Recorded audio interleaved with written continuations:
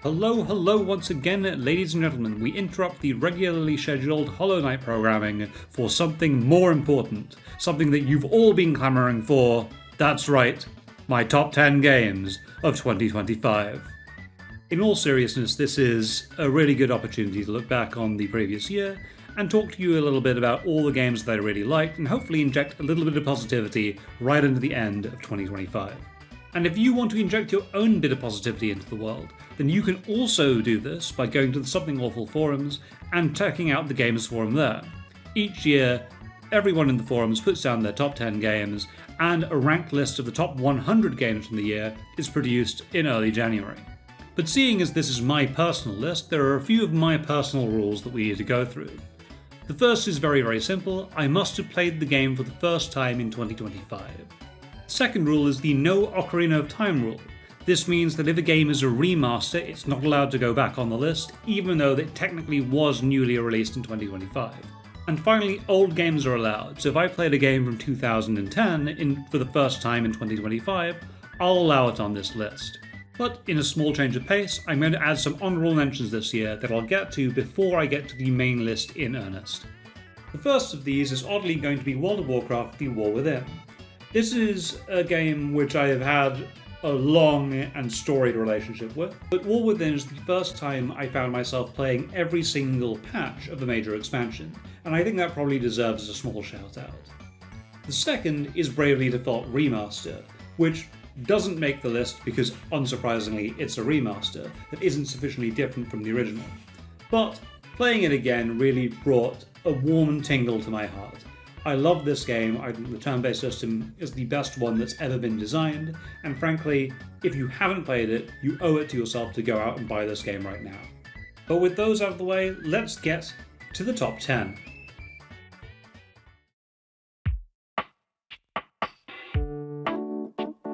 Number 10. Date Everything. If I'm honest, there isn't a huge amount to say about Date Everything. It is very much a tin game. It gives you exactly what it says on the tin and nothing more or nothing less. But frankly, sometimes this is just what you need.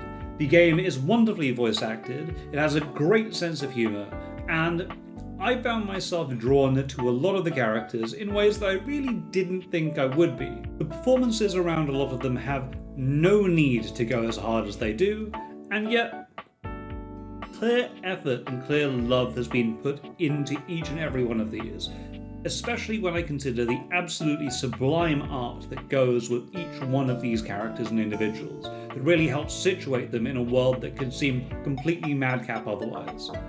Ultimately, the game is limited by design. It is wide rather than deep, but there's a lot of fun to have here, and I'd recommend anyone check it out, especially if they see it on sale. Number 9.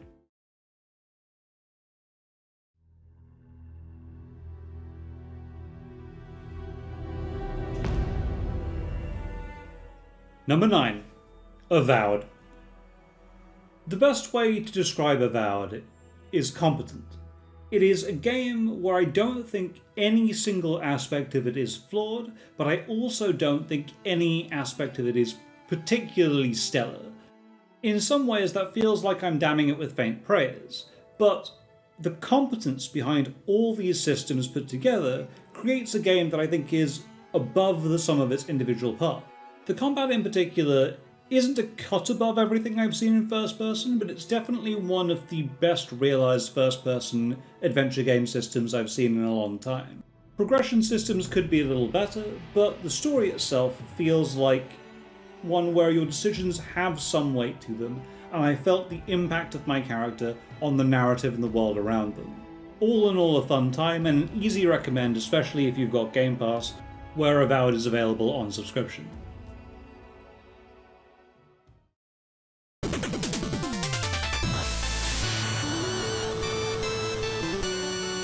Number 8. Shovel Knight. The first of the Nat 20 Yorkshire Tea LP entries. It's often difficult, I think, to judge a lot of the older games that come up on these lists, because often games that were revolutionary at the time that they were created have become things that have been iterated on and improved to the point that they are no longer extraordinary. At the time, Shovel Knight must have felt like a near revolution, a return to form for games that had long been forgotten, but now in the context of tons of amazing 2D platform games. Does Shovel Knight do enough to stand out among the crowd? Its presence on this list indicates that I do think it still holds up. I think it's a really fun game with an incredible game feel, specifically. Level design is fantastic, and the love that the team have put into the game is obviously on display with every second and every single bit of pixel animation that you see. I particularly love the simple yet compelling story that the game told, and I definitely found some parts to be quite moving by the end of it, which is not something I expected out of a simple 2D platform game. Again, I feel there is a real disadvantage for Shovel Knight in that it is now contrasted against the games in the modern era that its presence precipitated, and I can't help but compare it to a game like Mega Man Rock 'n' Roll, which itself would almost certainly not exist were it not for Shovel Knight returning games like Mega Man to popularity. Still, I definitely had a wonderful time playing the game, and you can see that happen on the channel by checking out TNI's LP of it.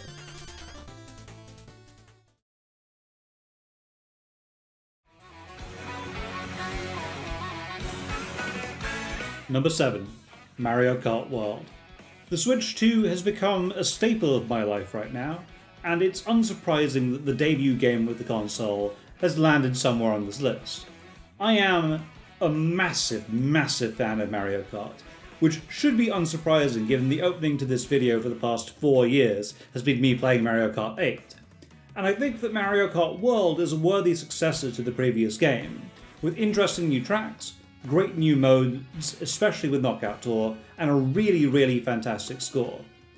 The difficulty has felt like a bit of a step up from the previous game as well, which I think is interesting for me as an experienced player because it has made victory feel more worthwhile, but I can imagine that it might be frustrating for a newer player to the game. But there's a lot of mileage in that simple Mario Kart goodness, and I think that where the game stumbles is where it strayed away from that simple Mario Kart goodness. The trick system initially feels like an interesting addition to the game, but quickly creates a very high barrier to entry if you want to go online or play somewhat competitively. I've often said that this game feels more like Mario Kart's Pro Skater than it does an actual Mario Kart game. Because trick shortcuts are so influential and save so much time, the skill of this game is practicing those shortcuts and mastering them at the cost of most other things. And I think I just prefer a game like Mario Kart 8, which is about mastering turns around a track, figuring out the right lines to drive down, and learning the basics of item usage as well to give you the best advantage possible when racing.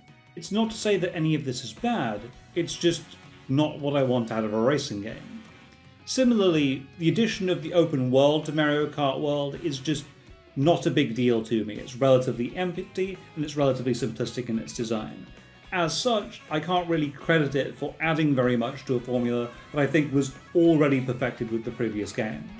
But that's a lot of complaining given that I've got 3 stars on every single cup, both on 150cc and on mirror mode, so presumably I am actually having a good time with it, even with all of these little gripes. And if you're getting a Switch 2, then grabbing this game with it is absolutely a no-brainer.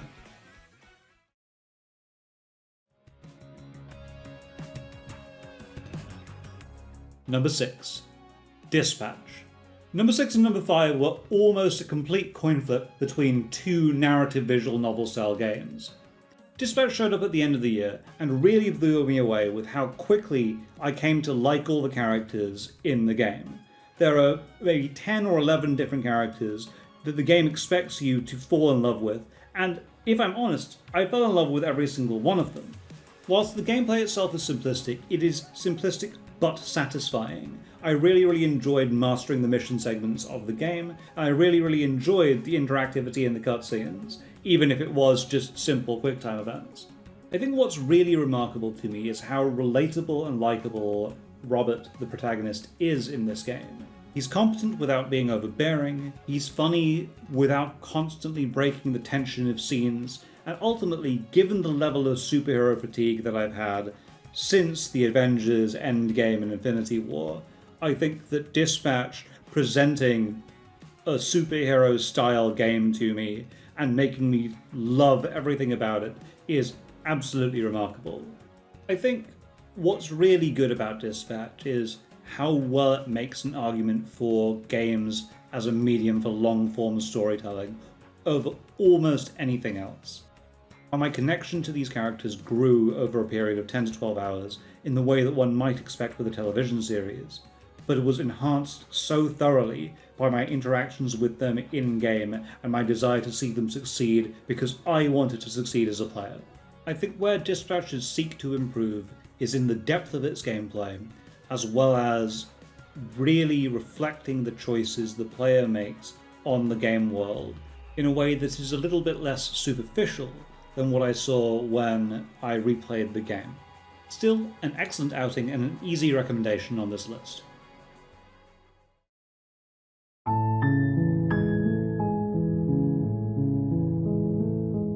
Number 5. Slay the Princess. It's quite fun to think that 5 and 6 are two visual novels that bookended my year. I played Dispatch in December, and I played Slay the Princess in January.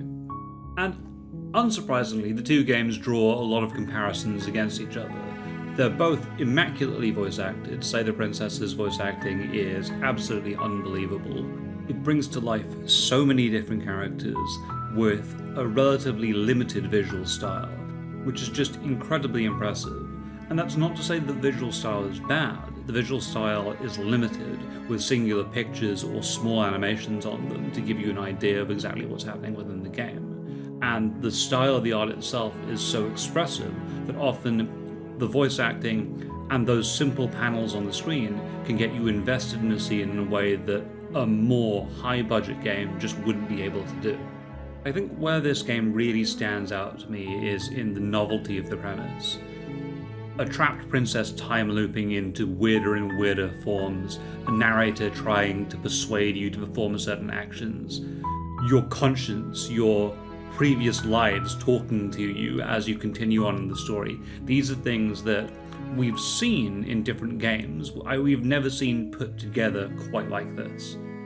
And the impact of choices in the game is incredibly clear, with so many different endings and so many different paths that you can take to those endings. I was enthralled during my runtime, and if you have a chance to check this out, if you remotely like visual novels, if you remotely like horror games, it is an easy pickup on sale on Steam right now.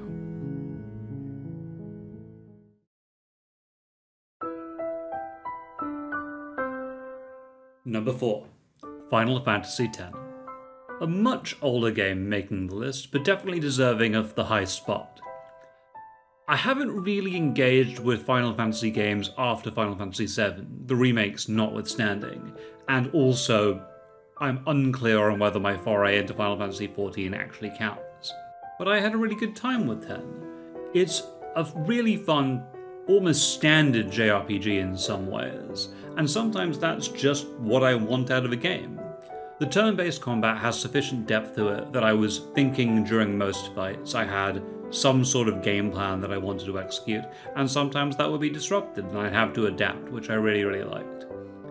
I really like the progression system in the game. The sphere grid is a really cool idea for a leveling system, and even though I completely botched it for multiple characters, I somehow botched Auron, which is pretty unbelievable. With a better UI and multiple playthroughs, I think it would be really cool to work through different builds for different characters.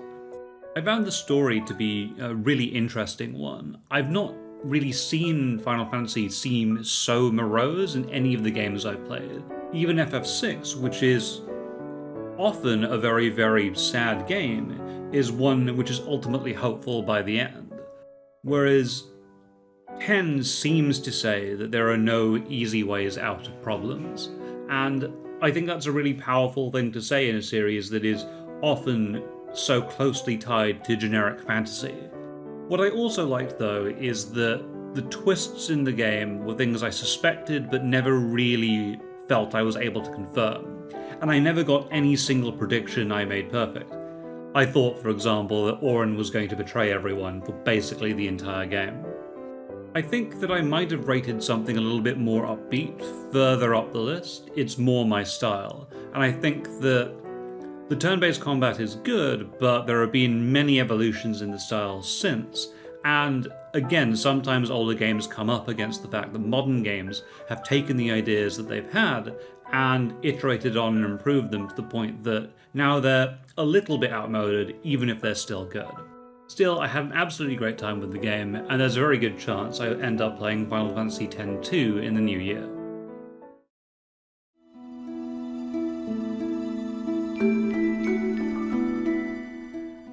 Number 3. Hollow Knight: Silksong. There was a long debate in my head about whether Silksong would go on this list.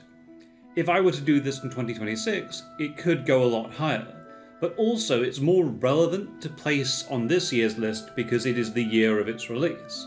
Followers of the channel will know how much fun I'm having playing Silksong. The combat is incredible, Hornet feels absolutely amazing to control, and the world is expansive and interesting and new with some perfect and absolutely amazing characters. Sherma and the Bell Beast get massive shoutouts here.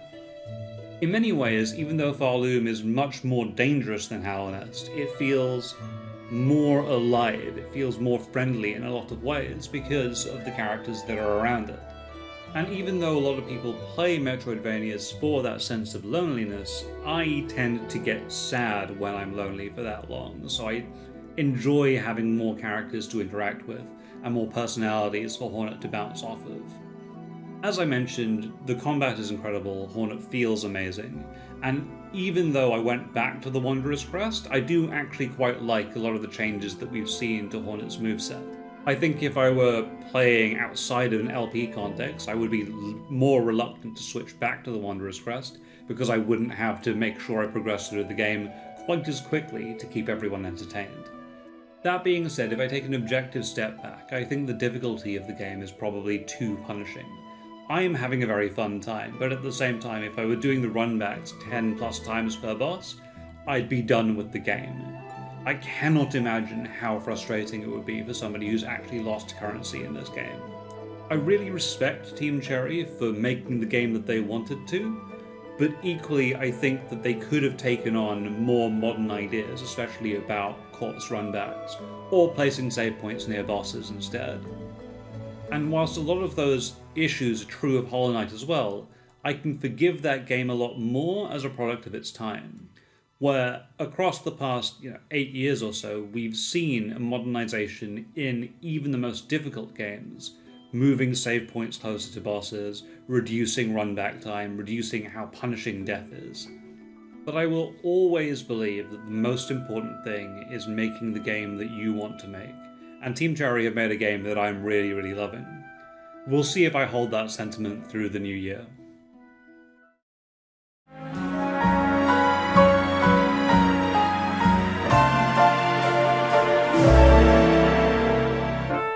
Number 2. Pokemon Legends ZA. It is absolutely incredible that this game has landed as high as it has.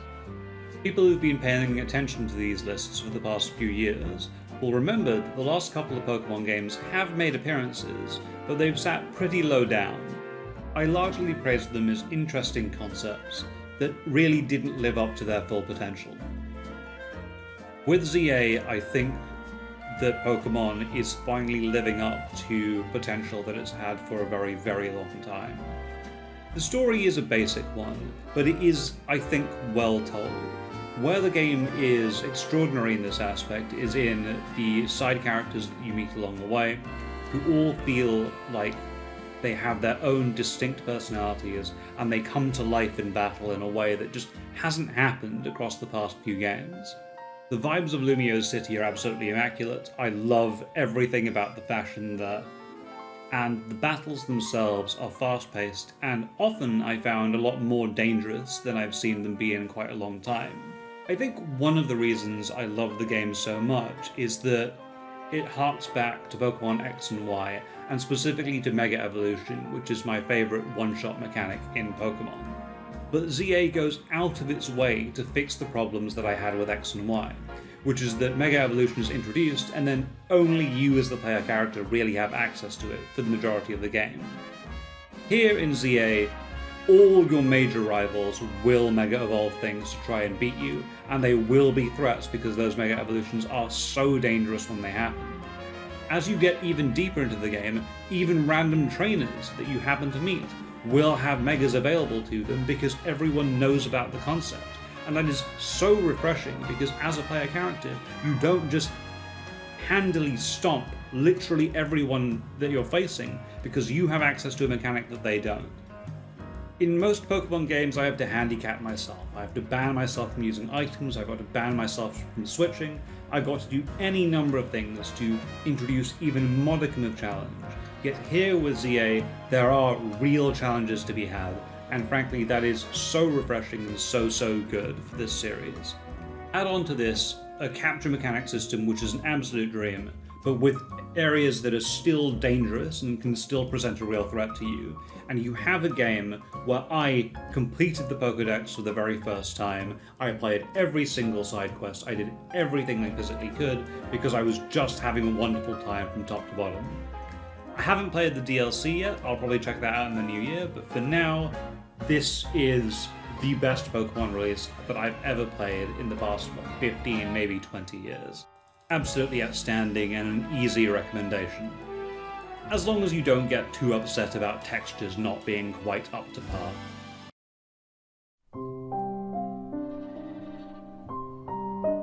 Number 1. Clair Obscur, Expedition 33. A lot has been said about Clair Obscur. A lot of praise has been heaped on Clair Obscur by a lot of different people.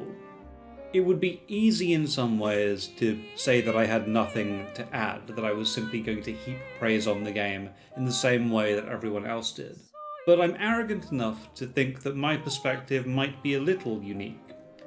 Enough to warrant at least a little bit of airtime.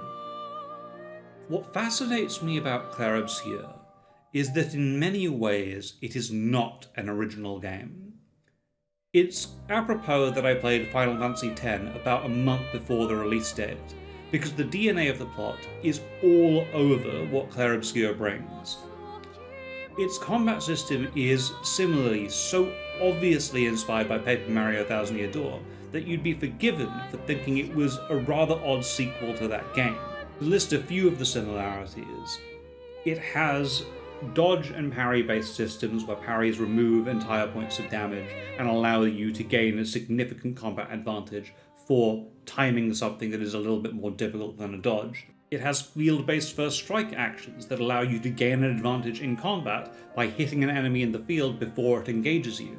It even has enemies start doing multi-hit attacks or fake outs to try and trick you into dodging and parrying, almost in the exact way that the late enemies in Thousand Year Door do. And its progression systems are almost an amalgamation of those two games. The Picto system is near word for word the badge system from Paper Mario, and the character progression systems are literal grids, not spheres, diamonds in this case. And yet what makes the game so exemplary and unique is that whilst all of these are derivative, the spin that Sandfall has put on the game and put on these systems with their art direction, their music, the simple vibes that they've got going with this game are so incredible and so unique to the studio that nobody else could have done it. Even if the narrative is similar to Final Fantasy X, the premise of that arc is so different that when you look at Lumiere for the first time, you get sucked in.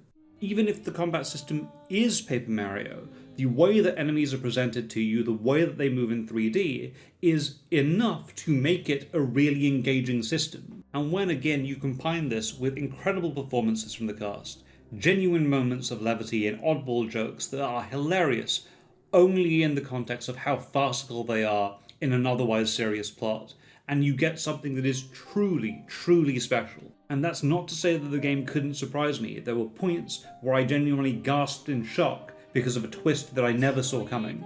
And the ending itself has presented so much spirited debate around what happens that I think that it's clear that it's had a real impact on so many different people.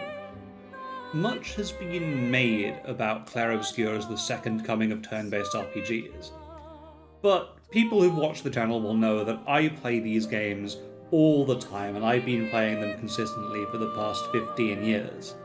And if anything, Clair Obscur would be a better game if it had been more mindful of the changes that have occurred in the genre across that period.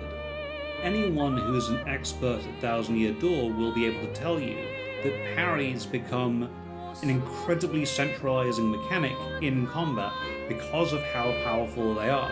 And similarly in Clair Obscur, parries are too centralizing for the game and often remove all the other elements of turn-based strategy that you might have to take into account, simply because if you're good at them, you just don't take any damage, so nothing else actually matters. Similarly, the game should have looked to MMOs, for example, for what happens when you stack so many different progression systems on top of each other. The game is so easy to fundamentally break if you choose to, that by the second half of the game, every single trashback I fought got one-shot immediately because of the stacks and stacks and stacks of buffs that I had layered onto my characters.